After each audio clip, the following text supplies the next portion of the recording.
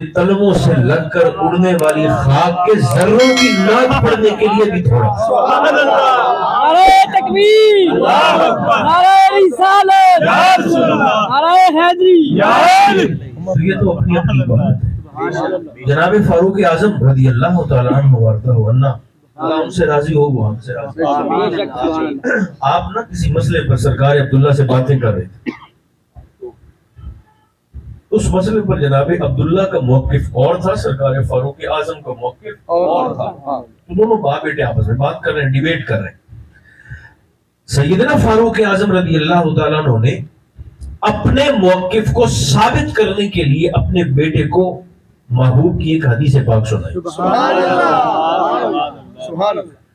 तो अब्दुल्ला जो आपके शहजादे हैं वो कहने लगे, अब्बा जी बात तो आपकी ठीक है तो सरकार का फरमान, मगर अभी लफ्ज़ मगर की रे यूं समझे कि उनकी जुबान बात पर थी। सरकार फारूक आजम ने तलवार निकाली और चेहरे पाक पर जलाल ऐसा फरमाया, मैं तुझे रसूल की हदीस सुनाता हूँ तो अगर मगर करता है।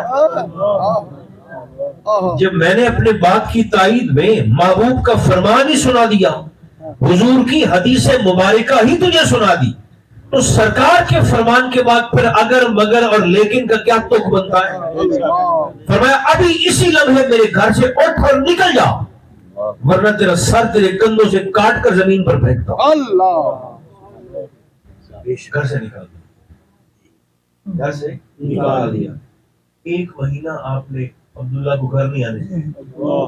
सरकार फारूक आज़म ने, मैं तुझे अपने नबी की हदीस सुनाता हूँ तो फिर भी अगर मगर करता है, निकल जाओ मेरे घर से।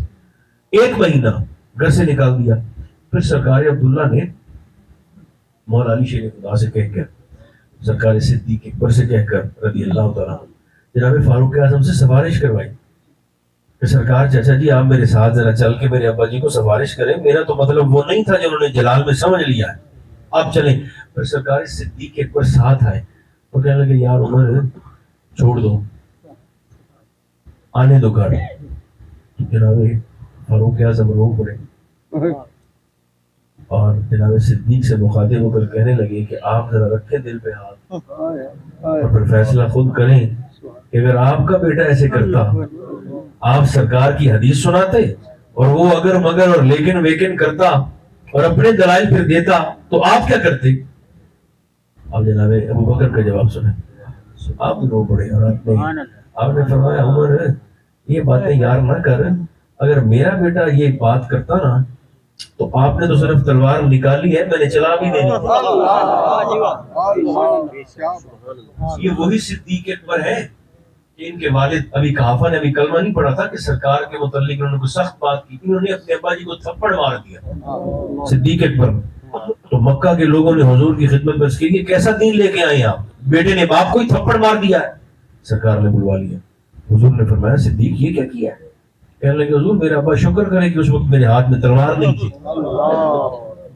जहां महबूब की बात आ जाए वो तो हरफे आखिर है।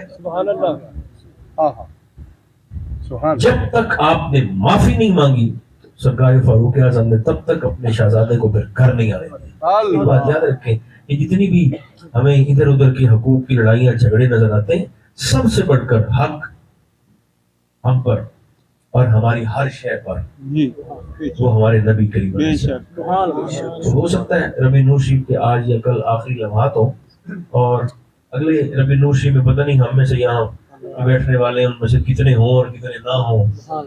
तो हुजूर का जिक्र किसी खतीब का मोहताज नहीं है, किसी सामे का पाबंद नहीं है। खतीब बदलते रहते हैं, सामे बदलते रहते हैं, जगह बदलती रहती हैं, जिक्र यार तो फिर चलता रहता है। का जिक्र किसी ताजगी के साथ चलता है, इसलिए बचेगा वो जो जिक्र के बहाव के साथ साथ चलता रहेगा। जैसे ही अड़े आपको रूहानी सफर खत्म हो गया, अड़ना नहीं, बस महबूब के जिक्र के साथ चलते रहना है और सरकार की सीरत तैयबा से बातों को नूर बनाकर अपनी जिंदगी में दाखिल और शामिल करना है।